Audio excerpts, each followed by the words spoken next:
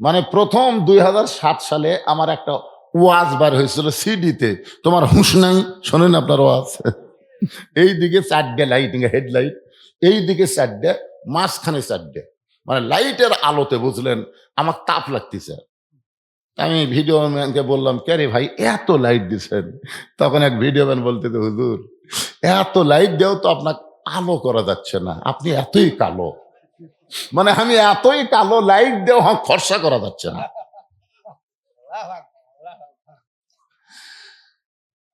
খুব মনোযোগ দিয়ে শোনেন, যে ব্যক্তি 5 ওয়াক্ত নামাজ জামাতে আদায় করবে, সে যদিও কালো হয়, তার চেহারার মধ্যে আল্লাহ একটা সৌন্দর্য প্রকাশ করে দিবে। আর যেই ব্যক্তি খুবই সুন্দর, নামাজ যদি না পড়ে, ওর চেহারা ফটফটা লাগবে, বগের মতন লাগবে, কিন্তু দেখে কোনো আকর্ষণ তৈরি হবে না। আল্লাহ নবী বললেন, চাচা রাতের বেলা আমি কোনো কিছুই মালিশ করি নাই, তবে আপনি শুনলে আশ্চর্য হবেন, আজকে রাতের বেলা কাবার পাশে আমি ঘুমিয়েছিলাম, ফেরেশতা জিবরাইল আমাকে ঘুম থেকে চেতন করে জমজমের কোপের পানি দিয়ে ওযু করানোর পরে আমাকে বোরাকের পিঠে করে বাইতুল মুকাদ্দাসে নিয়ে গেল। আল্লাহ কোরআনে বলেছেন, সুবহানাল্লাযী আসরা বিআবদিহি লাইলাম মিনাল মাসজিদিল হারাম ইলাল মাসজিদিল আকসা। আল্লাহু আকবার। আল্লাহ নবী বললেন আবু জেহেলকে, চাচা বাইতুল মুকাদ্দাসের মধ্যে গিয়ে আমি 2 রাকাত নামাজের ইমামতি করলাম। আমাদের নবী বাইতুল মুকাদ্দাসে গিয়ে 2 রাকাত নামাজ পড়ে নাই, 2 রাকাত নামাজ পড়াইছে। এই জন্য আমাদের নবীর ডিগ্রি হলো ইমামুল আম্বিয়া, ইমামুল মুরসালিন। আল্লাহু আকবার। আল্লাহ নবী বললেন, চাচা বাইতুল মুকাদ্দাসে 2 রাকাত নামাজ পড়ানোর পরে 7 আসমান পাড়ি দিয়ে আল্লাহর আরশে গেলাম, আল্লাহর জান্নাত দেখলাম, জাহান্নাম দেখলাম। আল্লাহ পাক আমাকে 5 ওয়াক্ত নামাজ দিল।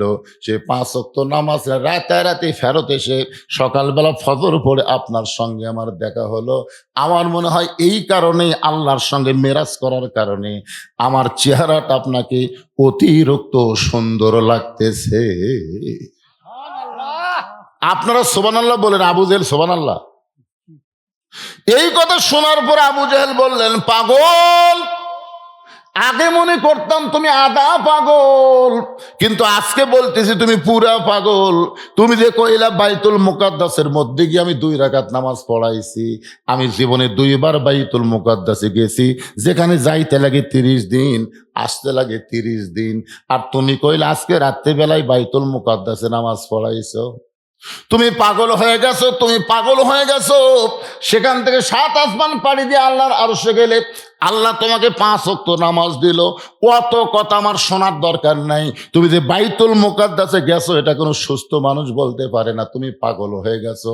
এই কথা বলে আবু জেহেল যখন দৌড় দেয়, পিছন দিক থেকে রাসূল ডাক দেয়, বলে, চাচা আপনি আমাকে 1000 বার পাগল বলেন, আমার কোনো সমস্যা নাই, কিন্তু আমাকে পাগল বলে কোথায় যাবেন? আবু জেহেল বলতেছে, অনেক দিন হলে চেষ্টা করতেছি আমার এলাকা থেকে তোকে বের করে দিব, কিন্তু বের করার কোনো ইস্যু পাচ্ছিলাম না। আমি কিছুদিন হলে দেখতে পাই কিছু মানুষ এসে আমার বাড়ির দিকে থুতে দেয় আর তোর বাড়ির দিকে সালাম দেয়। আবু জেহেল বলতেছে, আমি কিছুদিন হলে লক্ষ্য করে দেখতেছি কিছু কিছু মানুষ এসে আমার বাড়ির দিকে থুতে দেয় আর তোর বাড়ির দিকে সালাম দেয়। তখন থেকে আমার হিংসা শুরু হয়েছে যে এই সালাম দেওয়া মানুষ, থুতে দেওয়া মানুষের কাছে থাকতে দেওয়া যাবে না, কারণ তুই থাকলে আমার কোনো সম্মানই থাকবে না। এই যে তোকে এলাকা থেকে ছাড়া করার ব্যবস্থা করতেছিলাম, কিন্তু ইস্যু পাচ্ছিলাম না। আজকে যখন ইস্যু পাইছি, তোকে পাগল বানায় আমার এলাকা ছাড়া করতে চাই। এই কথা বলে আবু জেহেল সর্বপ্রথম যার দরজায় গেল, তার নাম হলো আবু বকর। জোরে বলেন, তার নাম কি? আবু বকরের দরজায় আবু জেহেল বলতেছে, আবু বকর, আবু বকর বাড়িতে আসো নাকি? আবু বকর বাড়ি থেকে চমকে গেল, এত বড় নেতা সকাল বেলায় আমার দরজায়, নেতা মনে হয় বিপদে পড়েছে। এত বড় নেতা সকালবেলা আমার দরজায়, নেতা মনে হয় বিপদে পড়ছে। তোর এখন কি পড়েছে? আচ্ছা, বড় বড় নেতা যখন গরিবের দরজায় দরজায় ঘোরে, তখন আপনার কি বলেন, নেতা বিপদে পড়েনি?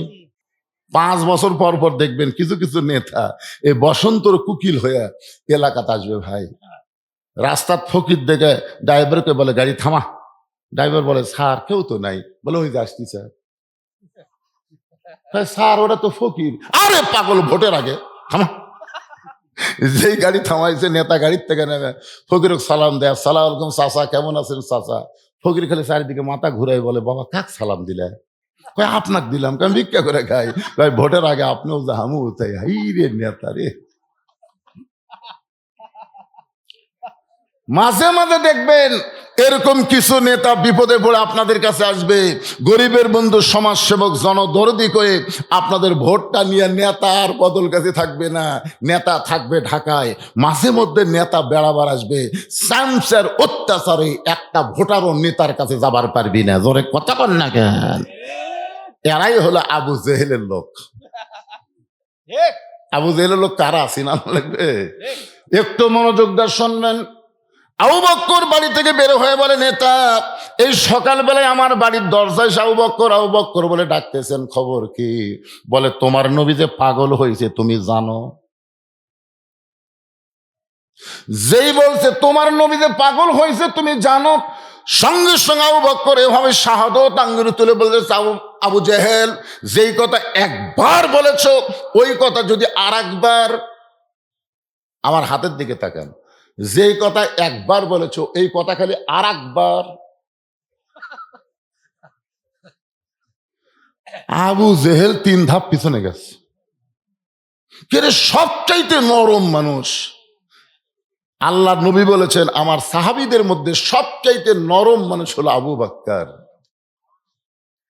আর সেই মানুষটা বলতেছে একবার বলেছ আর একবার যদি বলো। আবু জেহেল 3 ধাপ পিছনে গিয়ে বলে আবু বকর এত গরম হওয়ার পিছনে কারণ কি?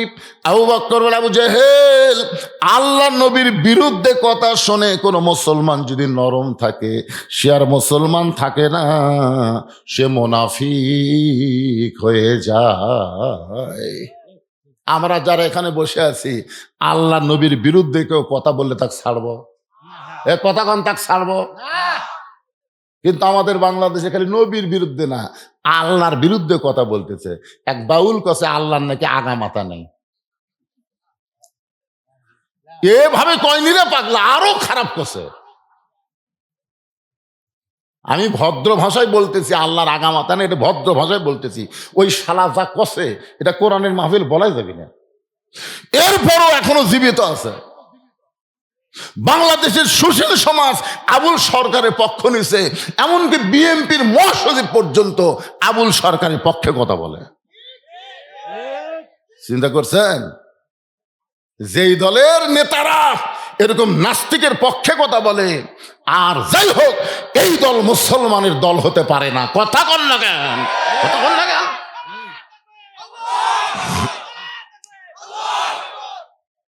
এক সাইড থেকে আল্লাহ আকবার হলো, এই সাইড কি?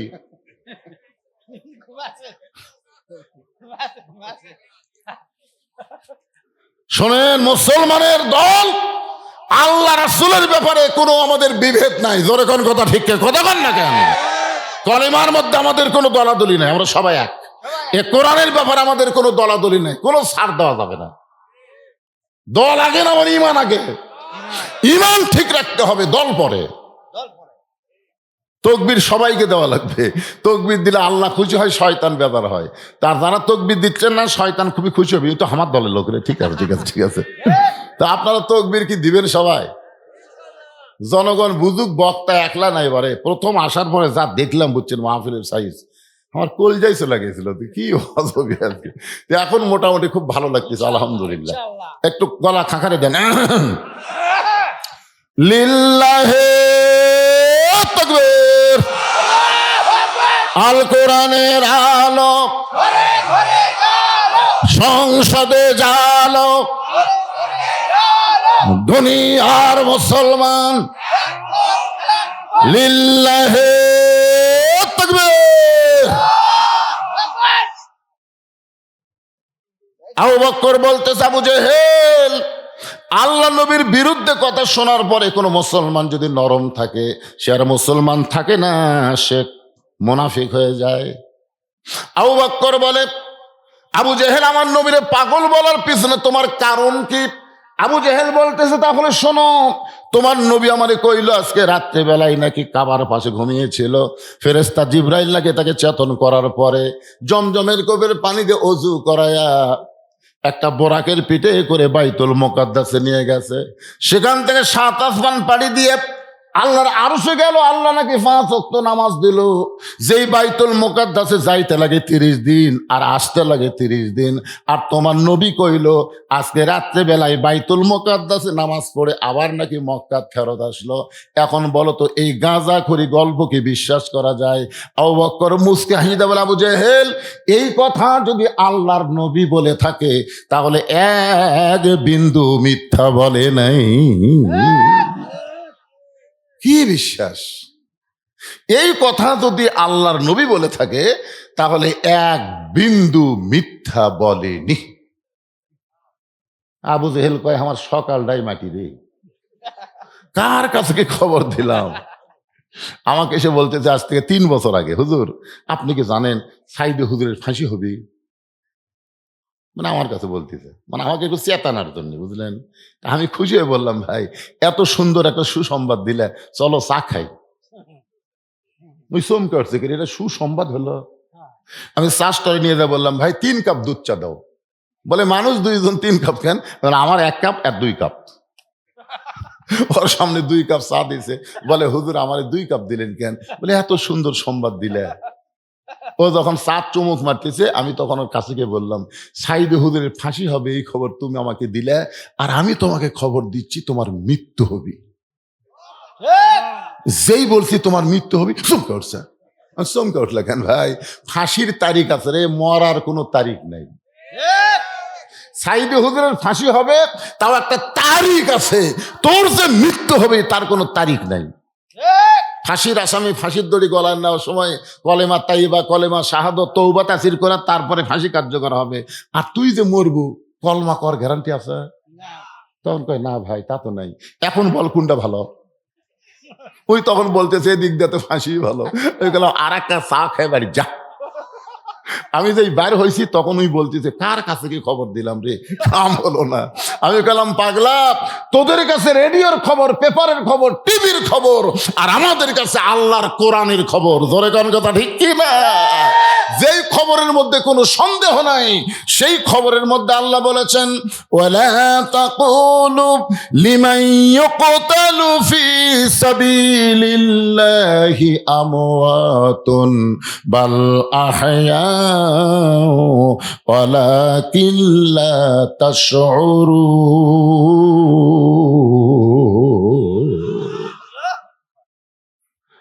আবু বকর এক দৌড়।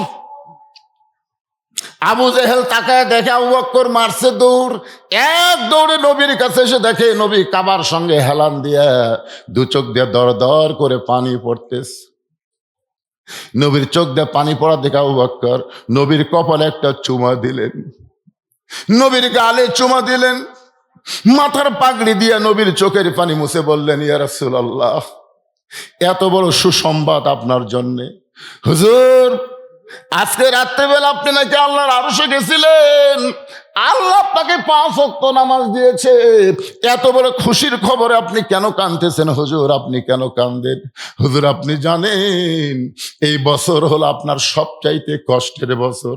যেই বছরে আপনার চাচা আবু তালেব মারা গেল, যেই বছর আপনার দরদের বিবি খাদিজা মারা গেল, যেই বছর আপনি তাইফের ময়দানে গিয়ে রক্তাক্ত হলেন, আপনাকে সেই বছরে আল্লাহ আরশে নিয়ে গেল। আরশে নিয়ে গিয়ে আল্লাহ আপনাকে 5 ওয়াক্ত নামাজ দিল। রাসূল বলে, আবু বকর এই খবর তোমাকে কে দিল বাবা? এই খবর তোমাকে কে দিল? আবু বকর বল, সকালবেলা আবু জেহেল এই খবর আমারে দিল। নবী বলে, আবু বকর এই খবর কি তোমার বিশ্বাস হয়? আবু বকর নবীকে বুকের মধ্যে নিয়ে কপালে চুমা দিয়ে বলেন, সাদ্দাকতা ইয়া রাসূলুল্লাহ, এক বিন্দু মিথ্যা নয়। নবী চোখের পানি মুছে বলে, আল্লাহ, আবু জেহেল আমাকে পাগল বলার পানি পড়তেছে। আমি মনে করেছিলাম আমার মেরাজের কথা কেউ বিশ্বাস করবে না। কিন্তু আবু বকর সাদ্দাকটা বলার সঙ্গে সঙ্গে আমার সব কষ্ট দূর হয়ে গেছে, আমার আর কোনো কষ্ট নাই। আল্লাহ বলে, হাবিব রে, যে আবু বকর সাদ্দাকটা বলে আপনার কষ্ট দূর করে দিল, আমি সে আবু বকরকে আজ থেকে সিদ্দিক ডিগ্রি দিয়া দিলাম। চারিদিক থেকে নবীর সাহাবীরা আসলেন। সমস্ত সাহাবীরা এসে নবীকে ঘিরে ধরে বললেন, ইয়া রাসূলুল্লাহ, হুজুর আমরা শুনলাম আপনি নাকি আল্লাহর আরশে গেছিলেন, আল্লাহ নাকি আপনাকে 5 ওয়াক্ত নামাজ দিয়েছে।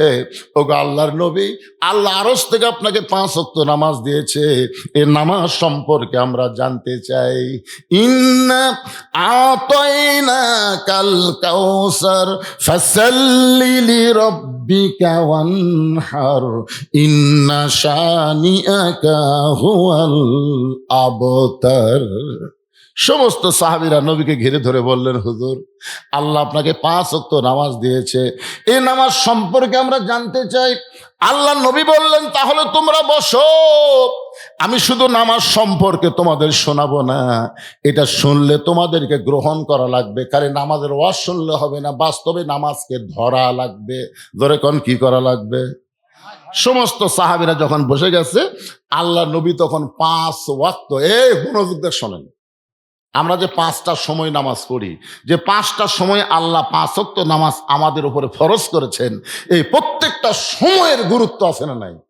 আপনার বলেন তো, ফজরের নামাজ ওই সময় আল্লাহ কেন দিলেন? আমরা যারা ঘুম বেশি পারি তারা তো আল্লাহ বলতে পারে, আল্লাহ এই সূর্য ওটা 2 ঘন্টা পরে ফজর দিলে তাহলে কোনো সমস্যা হতো না, সূর্য ওঠার 2 ঘন্টা পরে। কিন্তু আল্লাহ সূর্য ওঠার 2 ঘন্টা পরে না দিয়ে সূর্য ওঠার 1 ঘন্টা আগে কেন ফজর দিলেন আপনারা জানেন? তুমি জানো বাবা? সেই জন্য বলা লাগবে জানি না, জোরে কোন জানেন? আজকে আজকে জানেন, জানেন মজা হবি রে পাখা। এক জায়গায় আমি ওয়াজ করতে বলেছিলাম, ভাই বাংলাদেশের মুসলমান অধিকাংশই মুনাফিক। যেই বলছি সভাপতি সাহেব আমার উপর সেই খেপা, হুজুর বাংলাদেশের মুনাফিক কেমনে হলো, মুসলমান মুনাফিক কেমনে হলো, দলিল দেন। আমি কইলাম, বারে সভাপতি এত খেপে গেল। তো সভাপতিকে আমি বললাম, সভাপতি সাহেব আপনাদের মসজিদে জুমার দিনে কত মুসল্লি হয়? সভাপতি বলতেছে, তা তো 100-200 হবেই। আমি বললাম, আপনাদের মসজিদে ফজরে কতটুকু মুসল্লি হয়? সভাপতি বলতেছে, হুজুর আমি তো, মানে ওই শালাও ফজর পড়ে না। যখন বলতেছে আমি তো, তার মানে কি ওই জুমার দিনে 200 হয় সেটা জানে, কিন্তু ফজরে কতজন হয় সেটা কর পারতেছে না। তখন আমি বললাম, ভাই যে মসজিদের মাহফিল মসজিদ সাহেব আছেন, সাইড থেকে বলে, হুজুর আমি মসজিদ, তাহলে আপনি বলেন তো ফজরে মুসল্লি কত হয়? বলে 4-5 জনের ওপর হয় না। আমি বললাম, আল্লাহ রাসূল বলেছেন যে মুসলমান দাবি করার পরেও যারা ফজরের নামাজ জামাতে পড়বে না তারাই হলো মুনাফিক। এখন বলেন 200 জনের মধ্যে 5 জন ফজর পড়ে, 195 জন কি? তোর সভাপতি বলতেছে, হুজুর আমি তাহলে বাড়ি যাই, যাইও লাভ নাই, থাকেও লাভ নাই। 5 ওয়াক্ত নামাজের মধ্যে সবচাইতে গুরুত্বপূর্ণ নামাজ হলো ফজরের নামাজ। জোরে বলেন কোন নামাজ? কথা কন না কেন ভাইজান? এই ছেলেরা তোরকে কি ঘোরনি ব্যারাম হচ্ছে কেন?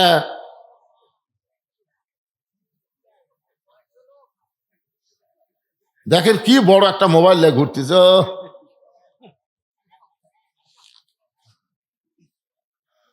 ভাইজান বসেন, রজব চাঁদ মেরাজের মাস, বসেন একটু মনোযোগ দিয়ে শোনেন ভাই। সূর্য পশ্চিম দিকে হেলে যাওয়ার সঙ্গে সঙ্গে আল্লাহ যোহরের 4 রাকাত নামাজ কেন ফরজ করলেন? ওই সময় ফরজ করার কারণ কি আপনারা কি জানেন?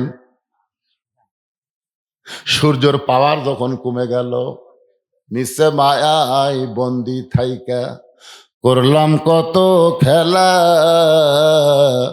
পশ্চিমে তাইকা দেখো তোমার ডুইবা গেছে বেলা। সূর্যের পাওয়ার যখন কমে যায়, ওই সময় আসরের 4 রাকাত ফরজ নামাজ আল্লাহ কেন দিলেন? সূর্য অস্ত যাওয়ার সঙ্গে সঙ্গে সবচাইতে অল্প সময়ের মধ্যে 3 রাকাত ফরজ নামাজ পড়া লাগবে, যাকে বলা হয় মাগরিবের নামাজ।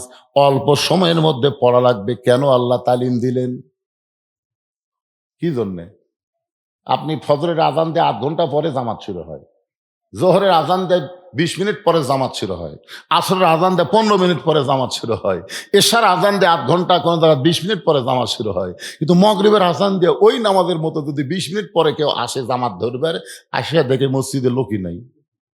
কে রে? মগরিবের আজান দেওয়ার সঙ্গে সঙ্গে কেন মাগরিব আল্লাহ ফরজ করলেন? রাতটা যখন গাঢ় হয়ে গেল, এমন সময় এশার 4 রাকাত নামাজ আল্লাহ কেন আমাদের ফরজ করে দিলেন? এই 24 ঘন্টার মধ্যে এই 5টা সময় আল্লাহর কেন পছন্দ, নামাজি হিসাবে আমাদের জানার দরকার আছে না নাই? এই সময়টা আল্লাহ কেন পছন্দ করলেন? আমার মায়েরা যারা পর্দার অন্তরালে একটু মনোযোগ দিয়ে শুনবেন মা, আল্লাহ নবীর সমস্ত সাহাবীদেরকে বসতে বললেন, আর 5 ওয়াক্ত নামাজ নিয়ে যখন আলোচনা শুরু করবেন, রাসূল বললেন, সাহাবীরা রে, আল্লাহ তাআলা আমাকে 17 রাকাত নামাজ দিয়েছে। সর্বসাকুল্যে ফরজ নামাজ হলো 17 রাকাত। জোরে বলেন কয় রাকাত? ফজরের ফরজ কয় রাকাত? জোহরের ফরজ কয় রাকাত? আসরের ফরজ কয় রাকাত? মাগরিবের ফরজ কয় রাকাত? এশার ফরজ কয় রাকাত? সর্বসাকুল্যে 17 রাকাত। হযরত ওমর ফারুক দাঁড়িয়ে বললেন, ইয়া রাসূলুল্লাহ, আল্লাহ ইচ্ছা করলে প্রত্যেক ওয়াক্ত 2 রাকাত করে ফরজ দিবার পারতেন, আল্লাহ ইচ্ছা করলে প্রত্যেক ওয়াক্ত 3 রাকাত করে ফরজ দিবার পারতেন, আল্লাহ ইচ্ছা করলে প্রত্যেক ওয়াক্ত 4 রাকাত করে ফরজ দিবার পারতেন, কিন্তু আল্লাহ 4ও দিলেন না প্রত্যেক ওয়াক্ত 3ও দিলেন না, আবার 2ও দিলেন না। আল্লাহ এই বেসাইজা নামাজ কেন দিলে? আল্লাহ ইচ্ছা করলে ফজর কয় রাকাত? তো 5 ওয়াক্ত, 5 দোকানে 10 রাকাত। আল্লাহ ইচ্ছা করলে মাগরিব কয় রাকাত? তাহলে 3 5 15 রাকাত। আল্লাহ ইচ্ছা করলে আসর 4 রাকাত, তাহলে 5 ওয়াক্ত 4 5 20 রাকাত। আল্লাহ 20ও দিলেন না, 15ও দিলেন না, 10ও দিলেন না, আল্লাহ বেসাইজে 17 রাকাত কেন দিলেন? আল্লাহ রাসূল বলেন, ওমর তুমি মারাত্মক প্রশ্ন করছে। সুবহানাল্লাহ। আল্লাহ রাসূল যখন মদিনার প্রেসিডেন্ট ছিলেন, ওই সময় আল্লাহ রাসূল হযরত উমরকে তার মেধার জন্য আইন মন্ত্রীর দায়িত্ব দিয়েছিলেন। ধরে এখন সুবহানাল্লাহ। আল্লাহ রাসূল যখন মদিনাকে রাষ্ট্র ঘোষণা করলেন, ওই সময় ধর্মমন্ত্রী হলেন আবু বকর, আর অর্থমন্ত্রী হলেন ওসমান গনি, আর শিক্ষামন্ত্রী হলেন হযরত আলী। ধরে এখন সুবহানাল্লাহ। আল্লাহ রাসূল শিক্ষামন্ত্রী হযরত আলীকে কখন দিয়েছেন জানেন? একই অনুষ্ঠানে নবী খাচ্ছেন সাহাবীদের নিয়ে, হযরত আলীর বুদ্ধি পরীক্ষা করার জন্য আল্লাহ রাসূল খুরমা খেজুর খাচ্ছেন, আটিটা আলীর সামনে খেলে রাখতেছেন, খাচ্ছেন আটিটা আলীর সামনে। কিছুক্ষণ পরে রাসূল বলতেছে, দেখো আলীর পেটে এত খিদে লাগছে, একাই কতগুলা খুরমা খেজুর খাচ্ছে। হযরত আলী রাদিয়াল্লাহু বিসির উপরে হাত দিয়ে বললেন, আসলে আমার খিদা বেশি ভাই, একটু বেশিই খাচ্ছি। তোমাদের কাছে আমি জানতে চাই, খিদা বেশি কার, যাই বিসি বার করা খায় না বিসি সহ খায়? তো সবাই বলতেছে বিসি সহ খাওয়াই তো খিদা বেশি, কারণ বিসি বার করার টাইম হয়নি। তাহলে নবীর দিকে তাকায় দেখো, একটাও নাই। তার মানে সঙ্গে সঙ্গে আল্লাহ নবী দাঁড়ায় আলীকে একটানে বুকের মধ্যে নিয়ে তার কপালে একটা চুমু দিয়ে বললেন, আনা মাদিনাতুল ইলমে ওয়া আলী ও বাবুহা, আমি হচ্ছি ইলমের শহর, আলী হচ্ছে তার দরওয়াজা। ধরে কোন সুবহানাল্লাহ। আল্লাহ রাসূল ফজরের 2 রাকাত ফরজ নামাজ সম্পর্কে বলতেছেন, আদম নবীর তওবা যখন কবুল হইল, ওই সময় আদম নবী শুকরিয়া তান আল্লাহকে খুশি করার জন্য 2 রাকাত নামাজ আদায় করেছে। ওই 2 রাকাত নামাজ আল্লাহর এতই ভালো লাগছে, লাইলাতুল মেরাজে আল্লাহ বলেন, হাবিব ওই আদম নবীর 2 রাকাত নামাজ আপনার উম্মতের জন্য ফজরের ফরজ হিসেবে দিয়ে দিলাম। আপনার উম্মতেরা ফজরের ফরজ নামাজ যখন মসজিদে জামাতের সঙ্গে আদায় করবে, আমি আল্লাহ খুশি হইয়া আদম নবীর সমপরিমাণ সওয়াব তাদের আমল নামায় দিয়া দিব। লিল্লাহে তাকবীর। সমস্ত সাহাবীরা বলে, ইয়া রাসূলুল্লাহ, ফজরের 2 রাকাত ফরজ নামাজ জামাতে বললে আদম নবীর সমপরিমাণ যদি সওয়াব আল্লাহ দেয়, আমরা ওয়াদা করলাম জীবন যাবে, কিন্তু আমাদের জীবন থেকে ফজর কোনোদিন কাজা হবে না। ওগো আল্লাহর নবী, এখন জোহরের 4 রাকাত ফরজ সূর্য পশ্চিম দিকে হেলে গেলেই কেন আল্লাহ ওই সময় পছন্দ করলেন? নবী যখন জোহরের 4 রাকাত নামাজ সম্পর্কে বলতে যাবেন, এমন সময় আবু জেহেল গ্রুপ নিয়ে হাজির। জোহরের 4 রাকাত সম্পর্কে নবী যখন বলতে যাবেন, এমন সময় আবু জেহেল গ্রুপ নিয়ে হাজির। জোরে কোন কি নিয়ে হাজির? আবু জেহেলের গ্রুপ নাই? আমি এক জায়গায় ওই হাসিনার সময়, বুঝলেন, হাসিনার সময় এক জায়গায় যখন হক কিছু ওয়াজ করতেছিলাম, একজন হক বাধা দিল। যেই বাধা দিছে সমস্ত মুসল্লি হক এমন জোরে তাড়া মারছে, ওই ভয়ে চলে গেছে। আমি মনে করলাম যাক, এরকম মুসল্লি যদি থাকে হক কথা বলতে কোনো সমস্যা নাই। আমি আরো সাটান শুরু করলাম। যে সাটান শুরু করলাম ভাই, ওই গ্রুপ লিয়ে হাজির। আর গ্রুপের মধ্যে দেখে 8-10 জন পুলিশ হচ্ছে। তখন যারা সাটা মারছিল ওরা আস্তে আস্তে, তখন আমি একলা পড়ে থাকলো, কে রে। আমাদের বাংলাদেশে এখন আবু জেহেলের গ্রুপ আছে না নাই? জোরে কান আছে না নাই? আল্লাহ নবী যখন জোহরের 4 রাকাত ফরজ নামাজ বলতে শুরু করবেন, সূর্য পশ্চিম দিকে হেলে যাওয়ার সঙ্গে সঙ্গে, এই সময়টা আল্লাহ জোহরের জন্য কেন পছন্দ করলেন? যখনই বলতে যাবেন, এমন সময় আবু জেহেল গ্রুপ নিয়ে এসেছে। আবু জেহেলের গ্রুপের মধ্যে একজন তেলতালা, তার নাম হলো আবু সুফিয়ান। জোরে কর নাম কি? আবু সুফিয়ান বলে, রে মুসলমানের নবী, তুমি মুসলমানকে যা বলো মুসলমান তাই বিশ্বাস করে, কিন্তু আমরা বিশ্বাস করি না। আবু সুফিয়ান আমাদের নবীকে লক্ষ্য করে বলতেছে, রে মুসলমানের নবী, তুমি মুসলমানকে যা বলো এরা তাই বিশ্বাস করে, কিন্তু আমরা বিশ্বাস করি না। সঙ্গে সঙ্গে হযরত ওমর দাঁড়াইছে। সঙ্গে সঙ্গে কে দাঁড়াছে? আল্লাহ রাসূল বলেছেন, আমার সাহাবীদের মধ্যে সবচাইতে গরম নাম কি? রাস্তাতে গেলে শয়তান কয়দিন যায় না? জোরে বলেন। আচ্ছা, আবু জেহেল সকালবেলা আবু বক্করের বাড়িতে না যায়, যদি উমরের বাড়িতে যেত তাহলে কি হতো?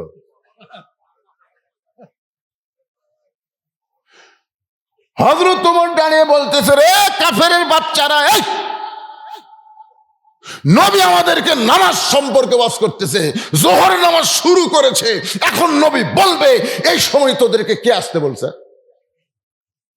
ওমর ফারুক যখন গরম হয়ে এরকম তাড়া দিচ্ছে, রাসূল যদি বলে, ওমর সকালবেলা আবু জেহেল আমাকে পাগল বলে গেছে, এখন গ্রুপ নিয়ে হচ্ছে ধর, যদি এই ধর বলতো, আপনার বলুন তো এক শয়তান বাঁচত? দেখেন আমাদের নবী কেমনে আমাদের নেতা হলো। নবী কেন বিশ্ব নেতা? সঙ্গে সঙ্গে নবী বললেন, এজলেস ইয়া ওমর, ওমর তুমি বসো। এখান থেকে বোঝা গেল ইসলামী আন্দোলনের নেতারা কোনোদিন কর্মীদের উস্কে দেয় না। ইসলামী আন্দোলনের নেতা যদি কর্মীদের উস্কে দেয়, একটা বেয়াদব বাংলার জমিনে থাকবে না। জোরে কোন কথা ঠিক করে, একটাও থাকবে।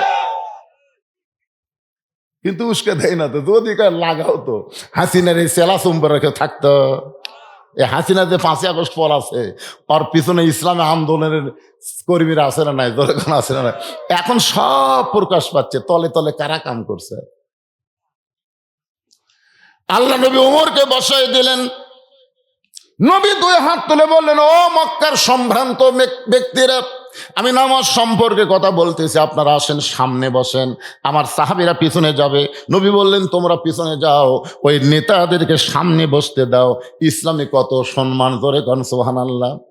আল্লাহ নবী সাহাবীদের বললেন, তোমরা পিছনে যাও, এই সম্ভ্রান্ত নেতাদেরকে তোমরা সামনে বসতে দাও। এমন সময় আবু সুফিয়ান বলতেছে, তোমার নামাজের ওয়াজ আমরা শুনতে আসি নাই, তোমার নামাজের ওয়াজ আমরা শুনতে আসি নাই। আল্লাহ নবী বললেন, তাহলে কি শুনতে আইছেন? আবু সুফিয়ান বলতেছে, আমাদের নেতা আবু জেহেল দুইবার বাইতুল মুকাদ্দাসে গেছে, যেখানে যাইতে লাগে 30 দিন, আসতে লাগে 30 দিন। আর তুমি সকালবেলা কইছো আজকে রাত্রেবেলায় সেই ঘরে গিয়ে নাকি 2 রাকাত নামাজ পড়াইছো। আমাদের জানার বিষয় হলো, ওই বাইতুল মুকাদ্দাসের দরজা জানলা কয়টা? খালি দরজা জানলা যদি বলে দাও, তাহলে আমরা এখান থেকে চলে যাব, আর আমরা গন্ডগোল করব না। নবীর চোখ দিয়ে দর দর করে পানি পড়তেছে। আবু বকর বলে, ইয়া রাসূলুল্লাহ, আবু জেহেলের সামসে আবু সুফিয়ান বলতেছে দরজা জানলার কথা শুনতে চাই। হুজুর, আপনি কি দরজা জানলার কথা বলতে পারবেন? নবী বলেন, আবু বকর, আমি শুধু বাইতুল মুকাদ্দাসে রাত্রেবেলা 2 রাকাত নামাজ পড়াইছি, আমি তো দরজা জানলা গুনে দেখি নাই। আল্লাহর হুকুমে 2 রাকাত নামাজ পড়াছি, কয়টা দরজা কয়টা জানলা, আমি কি দরজা জানলা গুনবার গেছি? আপনারা বলেন তো, আপনাদের এলাকায় মাতাজি কেন্দ্রীয় মসজিদে আপনি জোহরের নামাজ আদায় করলেন সামনে কাতারে, বের হওয়ার সাথে একজন বলতে থেকে, ভাই নামাজ পড়ছেন? সামনে কাতারে পড়ছি ভাই। কার বিশ্বাস হয় না? আরে পড়েছি রে, সামনে কাতারে পড়ছি। কার বিশ্বাস হয় না? তো তোর বিশ্বাস কেমনে হবে বল? আমার বিশ্বাস হবে মসজিদে কয়টা ফ্যান আছে তাই কও। মসজিদের ভিতরে কয়টা ফ্যান আছে কবার পারলে আর বিশ্বাস হবে। আপনারা বলেন তো, কোনো মুসল্লি ফ্যান গনার জন্য যায়? এইরকম অবান্তর প্রশ্ন তো করলে ধরা খাওয়া লাগবেই। এখন আল্লাহ নবী তো দরজা জানলা গুনে দেখে নাই। আবু সুফিয়ান বলতেছে, দরজা জানলার কথা বললি আমরা চলে যাব, কোনো গন্ডগোল করব না। আবু বকর বলে, রাসূলুল্লাহ, যদি দরজা জানলার হিসাব দিবার না পারেন তাহলে আবু জেহেল গ্রুপ নিয়ে এসে আপনাকে অপমান করার জন্য হুজুর আপনাকে চরম অপমান তারা করবে। এমন সময় ফেরেশতা জিবরাইল আল্লাহর কোরআন এসে বলতেছেন, তো ইজ্জু মান তাশা ওয়া তুযিল্লু মান তাশা বিয়াদিকাল খায়র ইন্নাকা আলা কুল্লি শাইইন কাদির।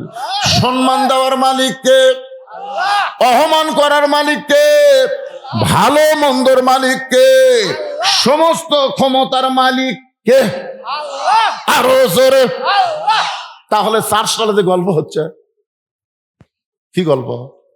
আমাদের 5 সালে 4 সালে গল্প হচ্ছে, আওয়ামী লীগ ক্ষমতা ছিল, বিএনপি ক্ষমতা আসতেছে। আমি বললাম নাউজুবিল্লাহ নাউজুবিল্লাহ নাউজুবিল্লাহ। তখন 3-4 জন আমার সাথে, হুজুর আপনার বিশ্বাস হয় না? বিশ্বাস হয় না আপনার? না তো বিশ্বাস হয় না কেন? আমি বললাম, আওয়ামী লীগ ক্ষমতায় ছিল না, বিএনপিও ক্ষমতা আসতেছে না, সব সময় তিনি ক্ষমতায়, তিনি হলেন আমার আল্লাহ। কোন দল কোনদিন ক্ষমতা থাকে না, সবসময় ক্ষমতা থাকে কে? আরো জোরে কর না কেন? ইমানের দাবিতে বলেন কে থাকে? আল্লাহ কাউকে ক্ষমতা দেয় পরীক্ষা করার জন্য। যা তোকে দিলাম, হাসিনা 9 সাল থেকে ক্ষমতা আল্লাহ দিয়েছিল, যা। কিন্তু ক্ষমতার চেয়ার পায় নামবো না, নামবো না কয় এমন বসা বসলো। এরপরে 14 সালে না কয় সালে দেখলেন নির্বাচনই হলো না, 154 জায়গা বিনা প্রতিদ্বন্দ্বিতা এমপি হলো। তারপরে 18 সালে আবার দিনের ভোট রাতত করলো, আবার 24 সালে ড্যামি নির্বাচন দিল। ফেরেশতা কয়, আল্লাহ যে বসা বসলো ই তো আর নামে না। আল্লাহ কয়, ক্ষমতার অন্য রে, ক্ষমতা আমার, আমি নামামো। এখন 5 তলা বিল্ডিং এর উপরে 1.5 লাখ টাকার খাটে 12,000 টাকার কম্বল গাওয়া দেয়, ওরে তামানি দিয়ে 9টার সময় বলতেছে, আমার বাড়ি আমার ঘর, আমাক নামাইকে। এই কথা কয়ে ঘুমাচ্ছে। ফেরেশতা বলতেছে, আল্লাহ ই যে ঘুমের দোয়াও পড়লো না, আল্লাহুম্মা বিইসমিকা আমুতু আহইয়া, এই দোয়া না পড়ে বলতেছে, আমার বাড়ি আমার ঘর, আমাক নামাইকে। এক নামানোর কেউ নাই। আল্লাহ বলতেছে, দেখা যাক। রাত 3টার সময় একটা ভূমিকম্প দিছে। ধরে কোন কি কম্প? বিল্ডিং একটু কাঁপে উঠছে, যাই কসে হামাক নামাইকে, ওই এত ফোর্সে নামছে, কম্বলের মধ্যে লুঙ্গি খুলে আছে, ওটাও পড়ার টাইম পাইনি। ফেরেশতা বলে, আল্লাহ নামাইলা নামাইলা, তাই বলে ন্যাংটা করে নামালা। আল্লাহ কয়, হাসিনা তুই নামবো না, তো 24 সালের 5 আগস্টে ন্যাংটা করে নামানো হবে। জোরে কোন কথা ঠিক? যারা বলতেছে অমুক দল ক্ষমতাতে আসতেছে, তোমরাও তৈরি থাকো ভাই। ক্ষমতার মালিক কোন দল না, ক্ষমতার মালিককে আল্লাহ। ক্ষমতা দিবার পরে আল্লাহ ধরে না, ধরে না, ধরলে কিন্তু এই জন্য সবাই বিশ্বাস করে জবান খুলে বলবেন, সমস্ত ক্ষমতার মালিককে। ফেরেশতা জিবরাইল বলে, ইয়া রাসূলুল্লাহ, হুজুর আপনার ডিগ্রি হলো আর ফায়না লেখা জিকরাক, আল্লাহ আপনাকে সবার উপরে সম্মান দিয়ে আরশে নিয়ে গেছে, আর আবু জেহেলের গ্রুপ আপনাকে অপমান করবার চাই, পারবে না। আমি জিবরাইল গোটা বাইতুল মুকাদ্দাস আমার হাতের উপর করে আপনার সামনে ধরবো, আমার হাতের উপরে বাইতুল মুকাদ্দাস ঘোরাতে থাকবো, আপনি দরজা জানলা গুনে গুনে উত্তর দিয়ে দিবেন। ফেরেশতা জিবরাইল গোটা বাইতুল মুকাদ্দাস আল্লাহ নবীর সামনে হাজির করে ঘুরানো শুরু করলো। নবী গুনে গুনে দরজা জানলার হিসাব যখন দেয়, আবু জেহেল বলতেছে, চলো যাই। আবু সুফিয়ান বলে, নেতা যাওয়ার তো কথা নাই, অপমান করার কথা। তখন বলতেছে, খামাখা গন্ডগোল করে লাভ কি? এই কথা বলা মাত্র সমস্ত সামসারে যখন চলে যায়, আবু সুফিয়ানের একটাই কথা, এই চলো যাই বুঝলাম না, অপমান করার জন্য আমরা আসলাম, যেখানে যাইতে 30 দিন লাগে, আসতে 30 দিন লাগে।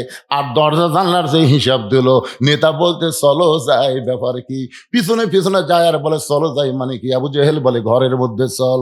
দরজা জানলা বন্ধ করে আবু জেহেলের চোখ দিয়ে দর দর করে পানি পড়তেছে। আবু সুফিয়ান বলে, নেতা কান্দেন কেন?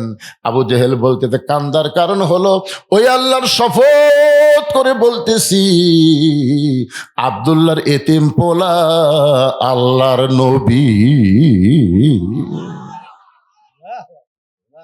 আবু জেহেলের 2 চোখ দিয়ে দর দর করে পানি পড়তেছে, চোখের পানি নিয়ে বলতেছে, আল্লাহর শপথ করে বলতেছি, আব্দুলের এতিম পোলা হলো আল্লাহর নবী। আবু সুফিয়ান বলতেছে, তাহলে দরজা জানলা বন্ধ না করে বাইরে গিয়ে আমরা মিছিল করি, বাইরে গিয়ে আমরা মিছিল করে আব্দুলের এতিম পোলা আল্লাহর নবী। আবু জেহেল মুখে আঙ্গুল দিয়ে বলতেছে, করিস না রে, করিস না, করিস না, কারণ তাকে নবী বিশ্বাস করতে পারবো না, নবী জানি কিন্তু নবী হিসাবে মানি না, ওরে মানলে আমার নেতৃত্ব থাকবে না। আজও বাংলাদেশের সব দলের মুসলমান জানে কোরআন কার কিতাব। ধরে বলেন, কোরআন কার কিতাব? আওয়ামী লীগের নেতা মরলে ওই নেতার জান্নাতের জন্য হুজুররা কোরআন খতম দেয়, ধরে খান দেয়, কি দেয় না? নেতা মরিছে,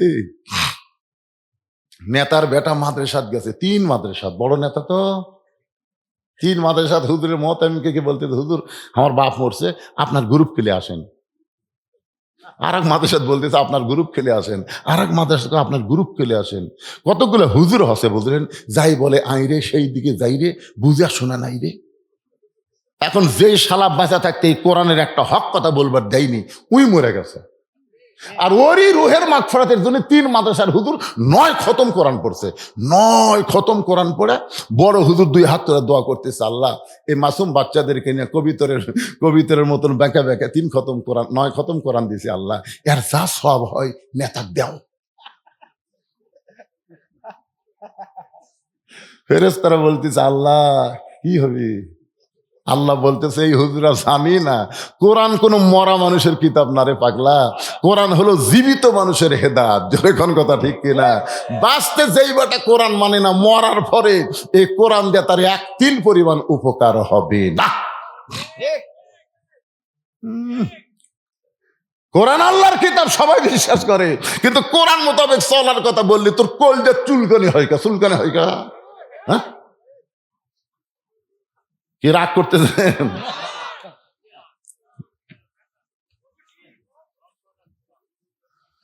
وَنُنَزِّلُ مِنَ الْقُرْآنِ مَا هُوَ شِفَاءٌ وَرَحْمَةٌ لِّلْمُؤْمِنِينَ।